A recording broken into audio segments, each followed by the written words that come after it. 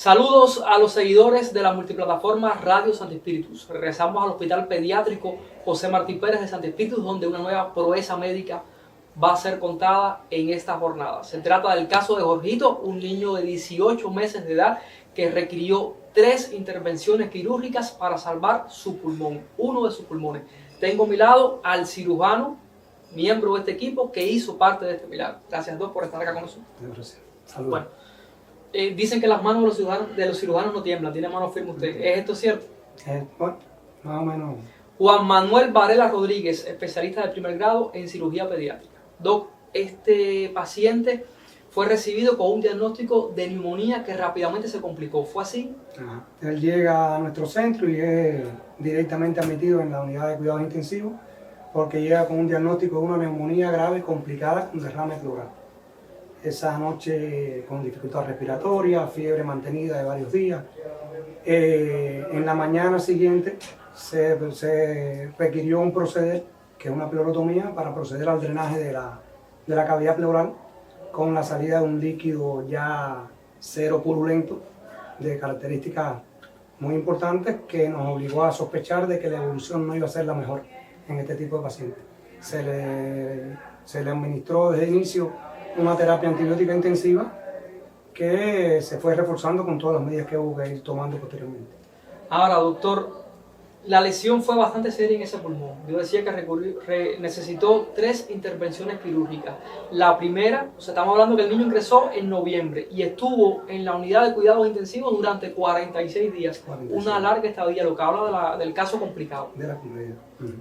Cuando abrieron el tórax de Jorgito, recuerden que es un niño de 18 meses, en esa primera intervención, ¿qué encontró? Bueno, a ver, Jorgito tuvo la característica de que hizo una neumonía bilateral con derrame bilateral. O sea, en ambos pulmones. Hizo neumotórax bilateral que requirió de medidas intensivas. En este caso, el pulmón izquierdo resolvió sin problema ninguno, no así el derecho, que evidentemente era el más dañado. Inicialmente, en la primera cirugía, que ocurrió alrededor del 26 de diciembre, nos encontramos una fístula bronco-prevolocutánea por la persistencia del neumotórax, que fue necesario aspirar en varias ocasiones, que son medidas un poco más agresivas para lograr la respansibilidad del pulmón. Fue lo encontrado en esa primera cirugía. Se procedió a la sutura de esa fístula, tratar de eliminar el escape a través del pulmón hacia el espacio pleural. Y bueno, aparentemente se logró, en esta primera cirugía, se logró inicialmente lo esperado. Un pulmón que, a pesar de la complejidad de la neumonía, el derrame, el empiema o pigo neumotórax, como se dedujo al final el diagnóstico, se encontraba con muy buenas características anatomopatológicas y nos impresionaba que estaba en muy buenas condiciones, que debía recuperarse. Ahora, ¿por qué entonces una segunda intervención? En el transcurso de toda la estadía que presentó Jorgito acá en nuestro centro y en la unidad de cuidados intensivos, como bien dijiste, estuvo alrededor de 46 días, con una neumonía complicada, bilateral, con derrame pleural y neumotórax bilateral.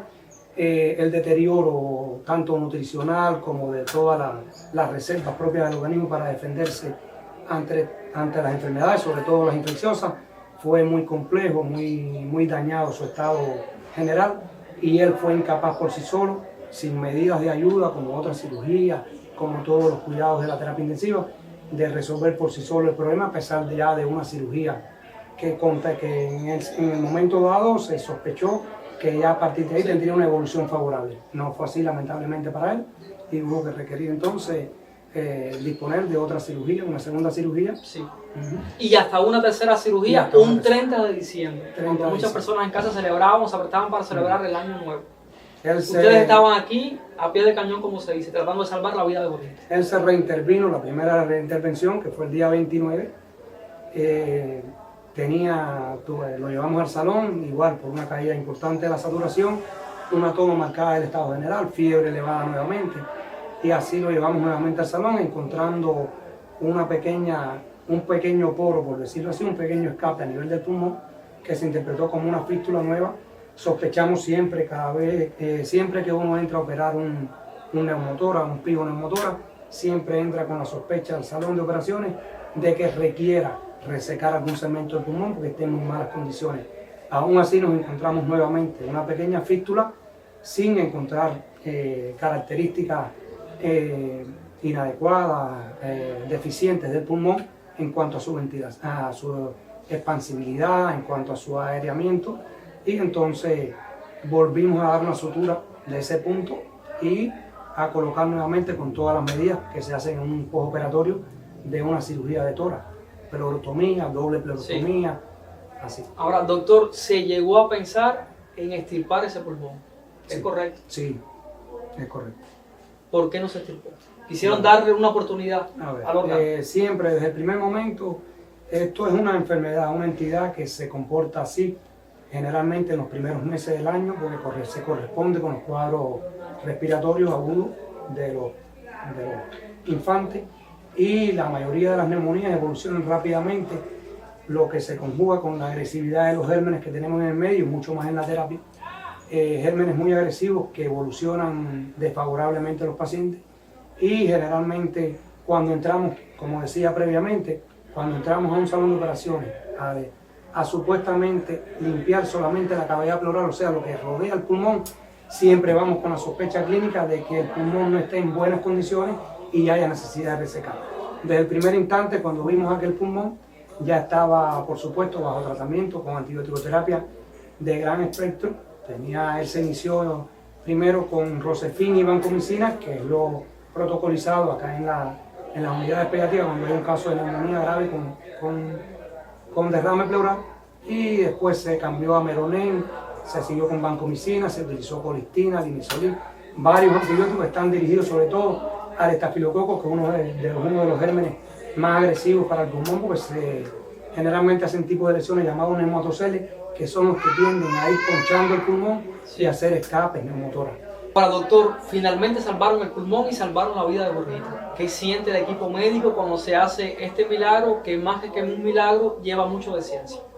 Bueno, a ver, el sentimiento es inmenso. Por una parte, tenemos que ponernos en el lugar de los familiares que vivieron 46 días de angustia, y cuando se trata de un niño la sensibilidad es mucho mayor. Y siempre que dimos conocimiento a los padres, información a los padres de que iba a entrar al salón de operaciones esa primera vez en el día 26 de diciembre, después una segunda vez el 29 de diciembre, y una tercera intervención que fue donde definimos todo ya, y por suerte fue lo que acabó de lograr la recuperación total del paciente. Primero ponerse en el lugar de esos familiares que se portaron todo el tiempo con una gran confianza hacia nosotros. ¿Creyeron ustedes en todo momento? Sí, ellos creyeron en nosotros en todo momento. Nunca, a pesar de la desesperación, decir que no se desesperaban era muy difícil, pero a pesar de la desesperación, de la angustia por la que estaban transitando, se comportaron de una manera digna, de una manera responsable, respetuosa hacia todo el equipo médico, donde incluyo todo el servicio de enfermería de la terapia, todo el personal, tanto los directivos, el personal propio de terapia, sí, así como el equipo quirúrgico, el personal del salón.